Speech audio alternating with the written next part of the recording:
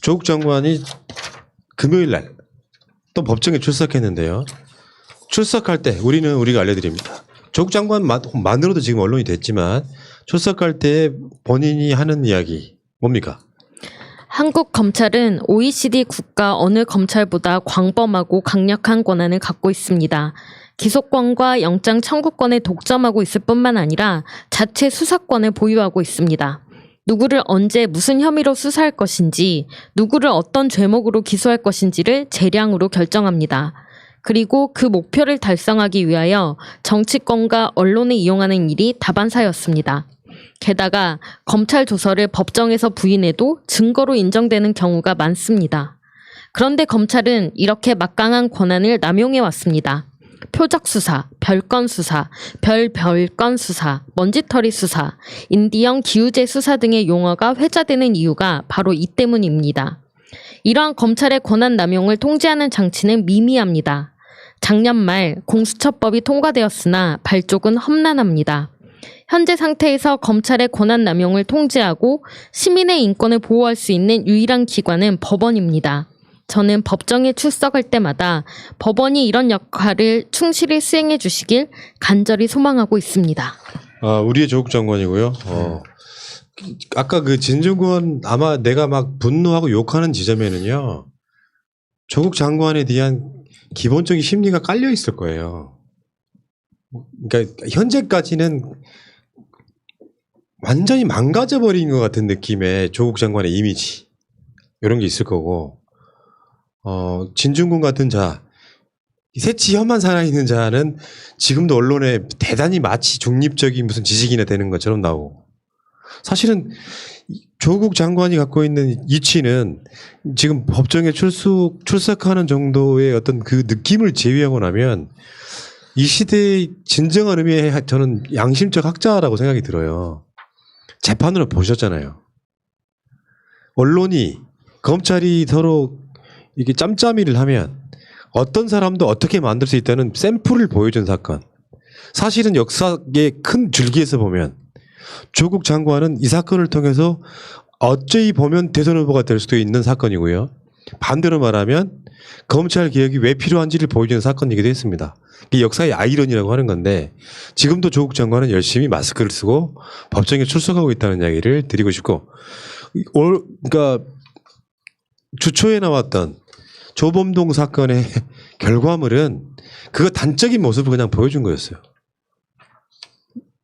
그게 박상기 법무부 장관의 뉴스타파 증언과 조범동의 1심 결과물과 이것들이 한번 잘 버무려 놓으면 검찰이 얼마나 개짓거리를 했는지 사실은 압색 한 군데도 필요 없었을 거라고 생각이 드는데 반대로 말하면 이게 검찰의 패착인 거죠.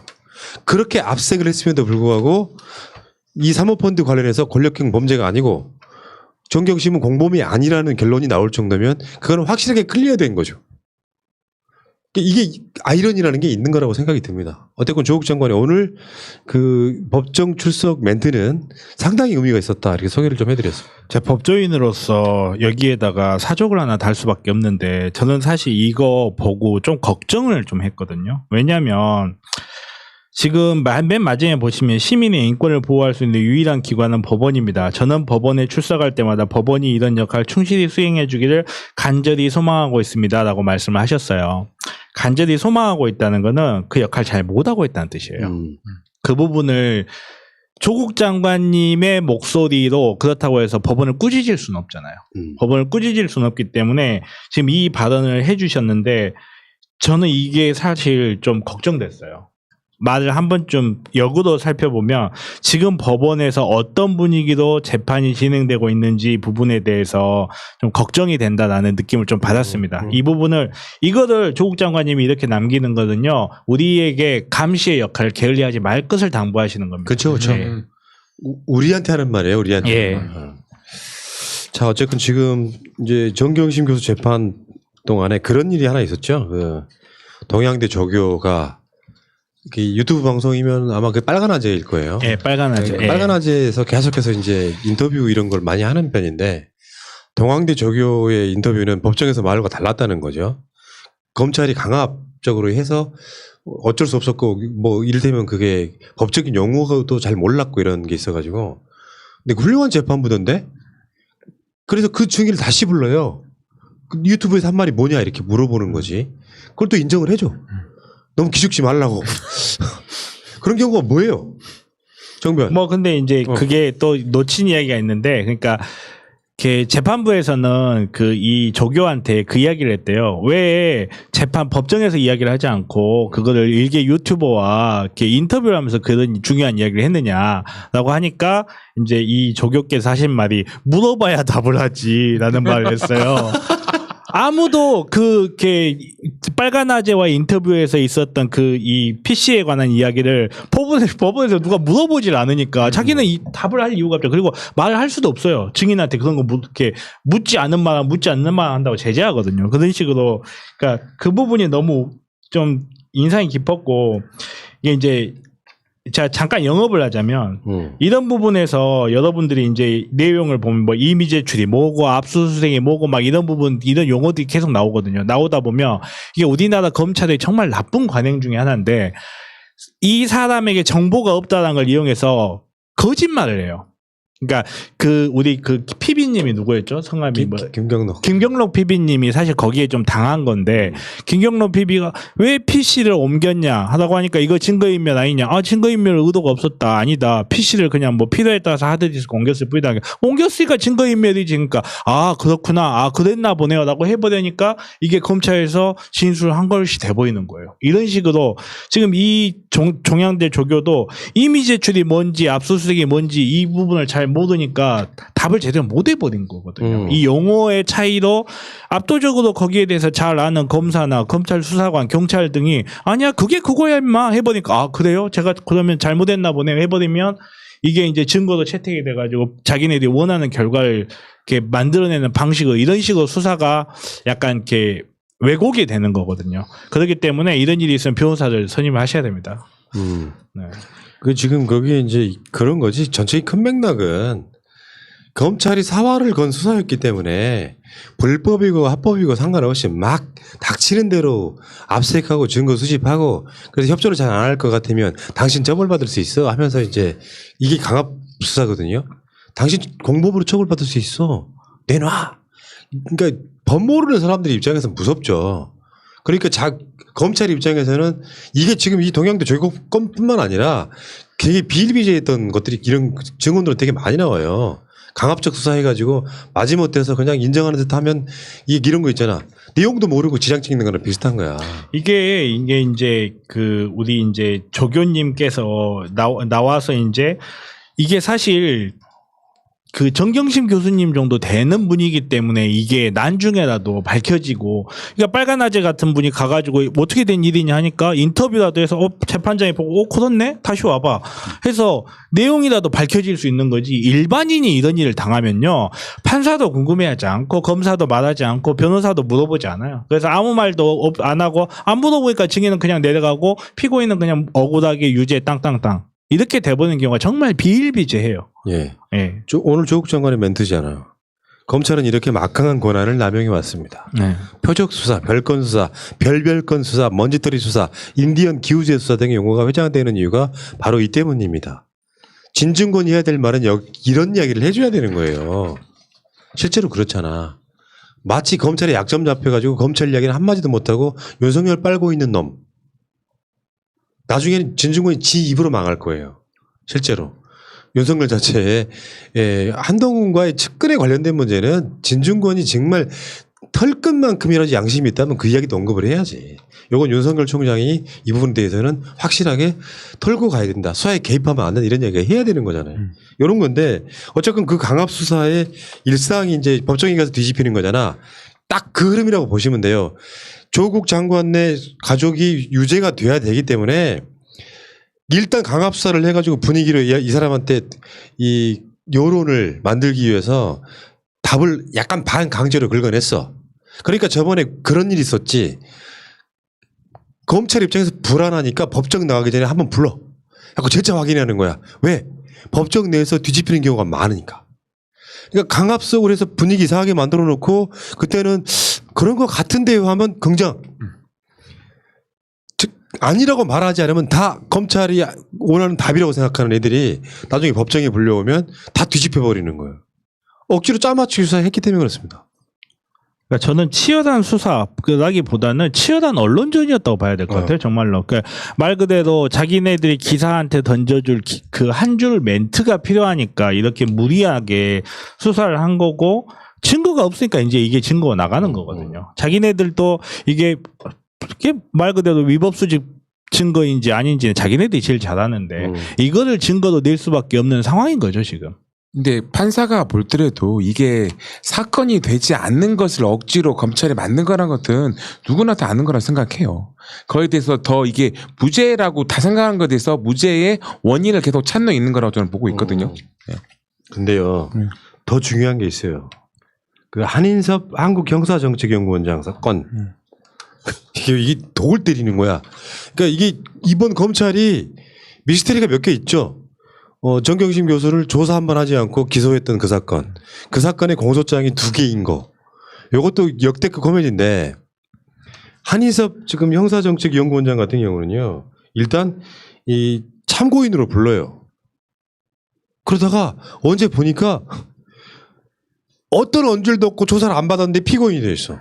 이런 경우는 어떤 경우예요?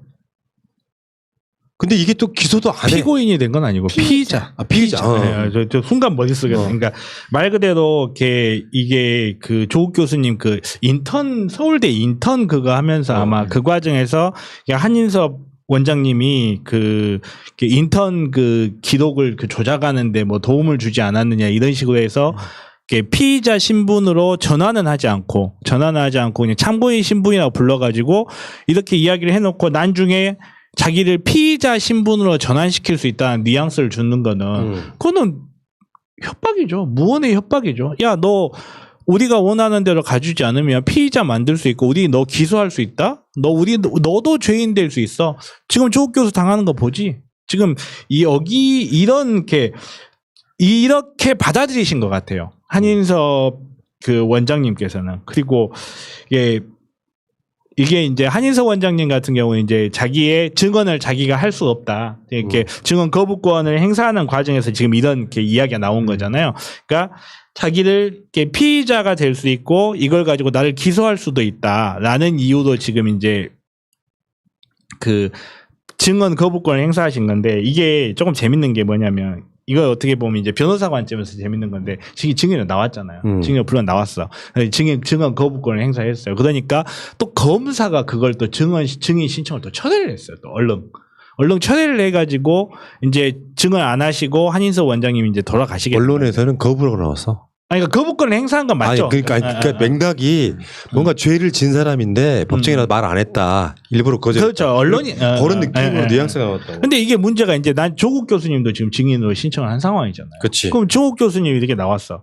조국 교수님이 나오셔가지고 조국 교수님은 가족에 관한 일이기 때문에 또 증언 거부권이 있어요. 가족에 관한 일이기 때문에 증언 거부권이 있어서 이제 나오셔서 또 증언 거부권을 사용을 할 거란 말이에요. 제가 재미있는 포커스로 보는 부분이 뭐냐면 과연 그때도 검사가 증인 신청을 철회할지 저는 이게 포커스라고 봐요.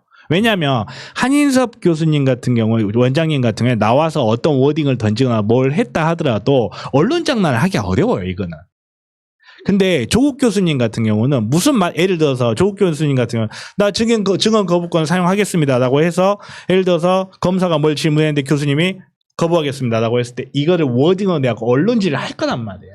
그러니까 한인섭 원장님 같은 경우는 검찰이 말 그대로 이렇게 신문권을 이렇게 증인 신청을 철회함으로써 특별한 질문과 그런 게 왔다 갔다 하지 않고 내려가셨지만 조국 교수님한테는 과연 이 검사들이 어떻게 할지 이게 정말 궁금하다는 거예요. 그러니까 요거는 이런 느낌이 있어요. 한인섭 원장 같은 경우는 이제 그분 예전에 막 트위터 같은 데 되게 유명했던 분이세요. 그렇죠. 개혁 성향의 교수님이신데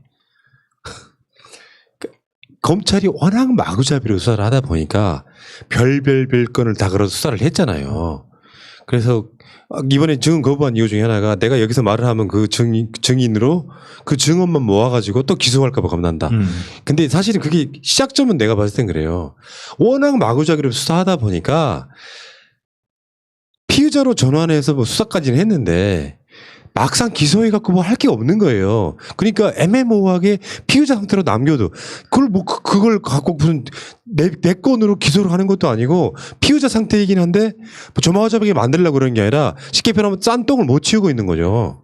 그런 의미도 있지만 어. 피의자 상태도 전환하지 않고 그냥 참고인 상태로 놔뒀다는 거는요. 쉽게 말해서 신분을 불안정한 상태로 놔두는 거예요. 오히려 예를 들어서 피의자도 전환이 된다면 한인섭 한인섭 원장님도 법의 최고의 전문가 중에 하나고 이분이 충분히 자기 방어권을 행사할 수가 있어요.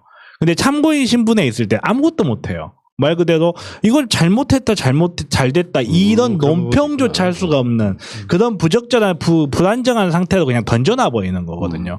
차라리 예를 들어서 이거 잘못한 것 같은데 피의자 신분으로 전화를 해버리면 예를 들어서 법리적으로 뭘 잘못했고 사실관계 뭐 판단 잘못했고 내가 적극적으로 나서서 나를 옹호할 수 있는데 한인섭 원장이 그것도 안 되는 상황을 놔둬버린 거죠. 그것도 웃긴 게 뭐냐면 이 판사님이 한인섭 원장의 제자였답니다. 또.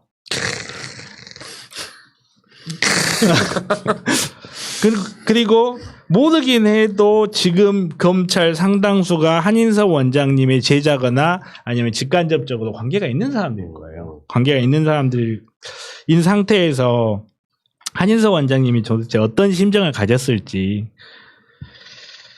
마음이 아프더라고요. 조국 교수님도 그렇고 어떻게 보면 자기 제자들이나 다름없는 애들한테 당하고 있는 건데. 그래서 검찰 개혁을 해야 하는 거예요. 그렇죠.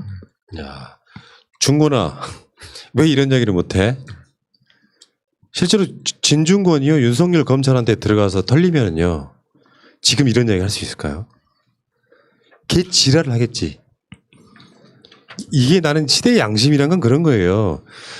대통령이 권력이라고 생각하면 오산입니다. 국민을 섬기는 정부가 권력이 있기는 힘들어요. 그저 예전에 구기득권들이 권력을 유지하는 체제로 아직까지도 내려오고 있는 검찰, 경찰, 국정원이 권력이라면 나 그 이야기는 믿겠어요. 그게 문재인 정부 이론이라고 할지라도. 그렇다고 문재인 정부에 다 좋은 사람만 있는 건 아닐 텐데 내 말의 의도는 뭐냐면은 가장 완벽한 카르텔로 권력이라는 걸 유지하면서 불합리한 어떤 것도 자신들은 그 법 안에 있지 않다고 생각하는 놈들. 그런 놈들이 대한민국을 끌어가면 대한민국 개판되는 거예요. 나는 그런 생각의 입장에서 봤을 때는 검찰이라고 하는 이 조직이 추미애 장관의 이 수사 지휘권을 보고 왜 받들어 모시겠습니다가 아니라 우리끼리 회의해 보고 하는 이 싸가지를 보면서 진중권은 여기서 비판할 지점이 없을까요? 공무원 조직 사회에 왜 계급을 만들어 놓고 지휘 체계를 만들겠어요? 대개 보면은 민주정부인 경우에는 그 지휘 체계 내에서 어떤 말단 조직부터 어디까지 다 자율적으로 하게 내버려 둬요. 지휘를 하는 데는 다 이유가 있습니다. 지휘 여러 가지 요건이 있겠지만 검찰뿐만 아니라 지휘를 하게 되면 뭔가 빨리 해야 될 때 아니면 잘못 가고 있을 때 그 지휘 체계 그 계급을 왜 만들겠냐고요. 그 계급을 만들어서 자율적으로 내버려둬서 뭔가가 잘못됐다고 느끼는 게 여러 개 겹치면 그게 윤석열 총장과 한동훈 사이의 관계라는 게 있기 때문에 여러 번 정식 수사 지휘가 아니라 그냥 지시를 해도 안 들어 처먹기 때문에 수사 지휘권이라는 걸 공식적으로 공문을 발송해야만 되는 상황에 대한 이야기를 하지 못하는 놈들이. 그러니까 이거는 뭐 미래통합당과 진중권과 조중동이 하는 이야기는 다 쓰레기에 가깝습니다. 그 자리에 조국 자리에 주호영과 진중권과 조중동 사주를 갖다 놓아도 똑같은 거예요. 이런 미친놈들이 나와가지고 대한민국에 그나마 이빨 좀 있다고 하는 새끼들이 하는 짓거리가 이런 짓거리인데 우리들 입장에서 화 안 나요?